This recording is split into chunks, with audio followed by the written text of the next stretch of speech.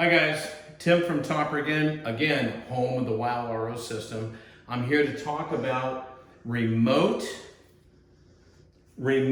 and slash basement installations for you guys in the Midwest and on the East Coast and wherever you have maybe a commercial application where you're servicing a multiple of long distance runs. I'm in the middle of talking to a few of you right now. So what is recommended is this type of system to where we have a series of connections. We're using a US branded set of fittings here. They key into the FA1 port 3/8. Look at this, how they just connect together and allow me to lay everything across the top of the system. We have two independent outlets that need to be serviced. Now this would be for a basement installation where you're, Gary, if you could, where you've got a rise and a distance to the outlet, whether it be a refrigerator or a cooler or a coffee maker or a faucet. The faucet needs to be isolated as well. So you must isolate back at the system here. So in the instructions, we talk about this, that any secondary outlet needs to be isolated. So here they are. Now, we also need to populate those runs with water because that 3/8 inch diameter, as well as the 1/4 inch diameter, is going to have a volume of air in it. Okay. Now, we need to have in this case here, on each of those runs,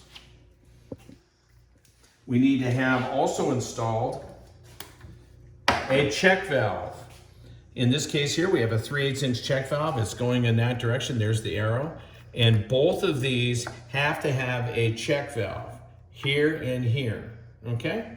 So what we're doing now is we're going to have our feed line, our feed source, our supply line keyed into this area right here, okay? So I've rigged all of my manifold up to where I can plug a 1/4 inch line in here.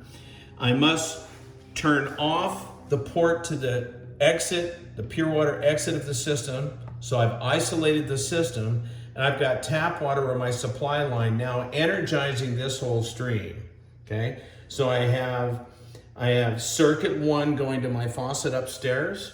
So I would turn the water pressure on here, the supply line. I would rotate this, turn this on, go upstairs, draw water from the faucet. When I have cleared the line full of air, you will witness air and water coming out. When I have a solid flow of water, I go back downstairs, I re-isolate, then I go over to the second one, and they must be independently purged. I go over to the second one. In this case here, it might be an ice maker slash door dispenser. I go to the door dispenser and I get a glass, a big glass, because not knowing how long that volume is, I must purge that line at the end of the line, whether it be an ice maker or a cooler or whatever. You might even have a ball valve there. Purge it out, go it into a bucket. So it's always a good practice to bring a bucket, a TDS meter, a 0 to 100 pound gauge on site with you wherever you go. And that way, if you ever run into any trouble, you get me on the phone and I'll give you the assist.